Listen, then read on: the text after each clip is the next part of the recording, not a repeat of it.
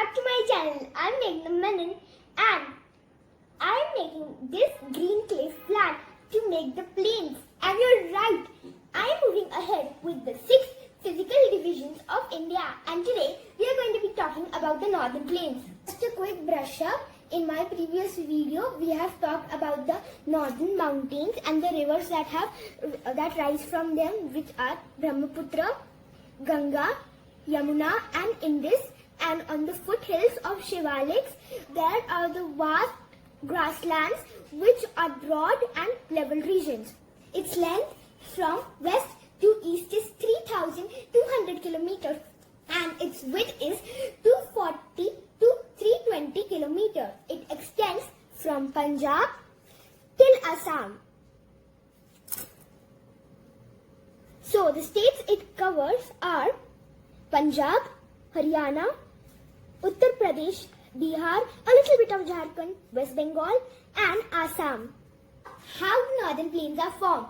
So, as you know, to form the Himalayas, the Indo-Australian and the Eurasian tectonic plains converged together to form the Himalayas, and then there was a depression caused here. In my earlier video, I have told you how great Himalayas prevent the rain-laden south winds escape India. These clouds then cause heavy rainfall on the base of Himalayas. This results of thick grasslands and forests and rivers which are frequently flooded, giving rise to vast green patches of land called as northern plains. These plains are blessed with ample amount of rain, water supplies from the perennial rivers and sun. They have a variety of flora and fauna and grasses taller than elephants. As we say that the plains are flat, but they also have their ups and downs, and on these bases they are divided into 4 parts. The first one is Bhabur, the second one is Terai, the third one is Bangar and the fourth one is Khadar. Bhabur is a thin belt on the foothills of Shivaliks, and when rivers flow down the mountains, it brings with it big boulders and rock and sand due to gravity. These stones become round pebbles. Layers of these pebbles are formed and it becomes very porous. So the water of rivers seeps into these porous rocks and flows under it, and it appears that the river has disappeared. Not much vegetation except forests. After Bhabur comes Terai, and the river reappears here as there are not many boulders as flow of rivers slows down. Mainly river can bring small pebbles and more sand and slit. Land is fertile here and densely populated. I'm doing a simple experiment to show the Bhabur and the Terai region. So in Bhabur the river disappears and in Terai it reappears, and these are the porous rocks. So I'm going to add water.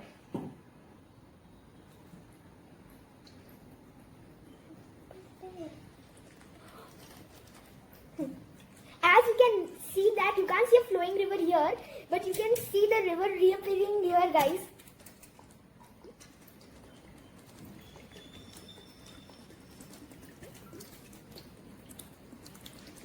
I've poured a bottle of water and you can't see the water flowing on the Bhabur area, only in the Terai region.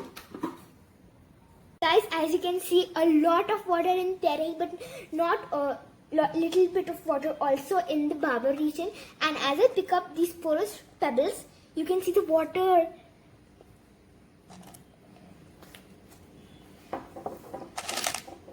See there, guys.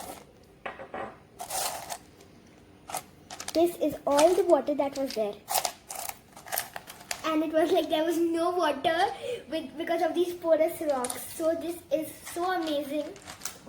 Come to Bangar and Khadar. So this big portion is Bangar, and this is where the alluvial silt gets deposited, forming alluvial terraces, and it is rich in calcium. Then this is Khadar, where there is a delta and the river is about to meet the ocean. You can see, right, guys? And there is every year there is new soil in it, and it is extremely fertile and rich. So I'm going to be doing a simple experiment to show you this. So this is the Bangar. So all of this soil is getting deposited deposited, making an alluvial terrace. So these are the raised grounds. Hope you can see. And then this is the Khadar, which every year has new soil in it. Northern plains are divided into 3 river basins. The first one in the west is the Indus-Satluj basin. In the center, it is the Ganga or the Indo-Gangetic one. Then in the east, there is the Brahmaputra basin. So let's start with the west with the Satluj and Indus basin. So now we will go with the west with the Indus and the Satluj basin.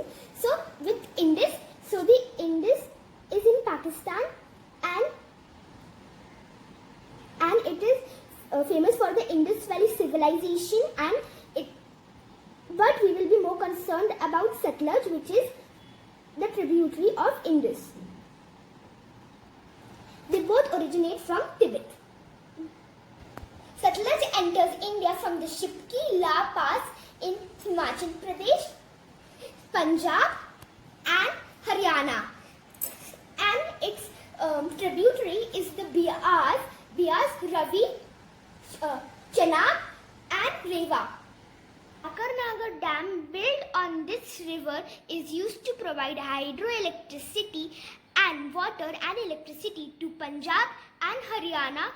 The main crops grown here are wheat, cotton, rice and sugarcane.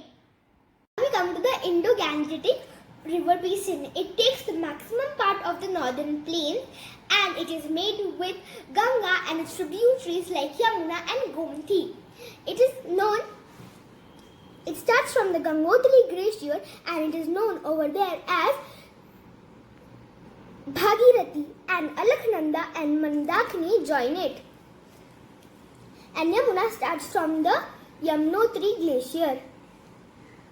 It covers the states of Uttarakhand, Uttar Pradesh, Bihar, a little bit of Jharkhand, and before it enters West Bengal, it splits into 2 rivers. In West Bengal, it is known as Hooghly, and when it goes in Bangladesh, it is known as Padma there. Yamuna is the tributary of Ganga. River Ganga meets River Yamuna at Allahabad. The meeting point is known as Sangam.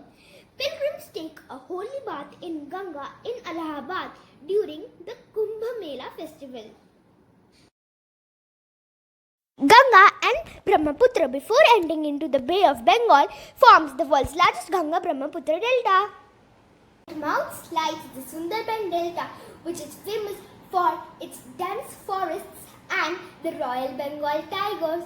And this is the Khadar area. It is extremely fertile and the floodplains are used to grow rice, tea and jute. Ganga is used for Tehri Dam for navigation and fishing. And in the Bangar area, sugarcane and rice is grown.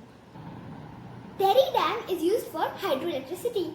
Cities have cropped up like Delhi, Agra, Varanasi and Patna.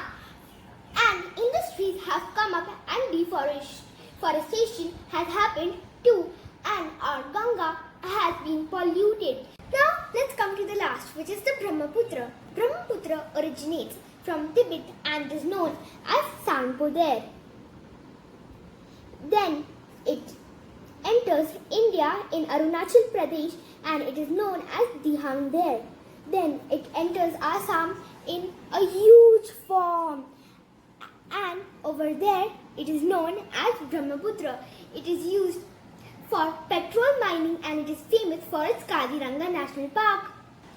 Then Brahmaputra drains into the Bay of Bengal, and before draining into the Bay of Bengal, it meets with Ganga to form the Ganga-Brahmaputra Delta, and it receives very high rainfall in Assam because the eastern part of the northern plains get very high rainfall, heavy rainfall, and it is used to grow crops like rice, tea and jute. 2/3 of the world's population of great one-horned rhinoceroses are found in Kaziranga National Forest. Marshy floodplains of Assam makes it favorable for thick elephant grasslands and forests and variety of animals. So this was the end of our northern plains And apart from liking and subscribing to my channel, please keep the rivers clean and our planet green. Hope you enjoyed my video, guys. Bye.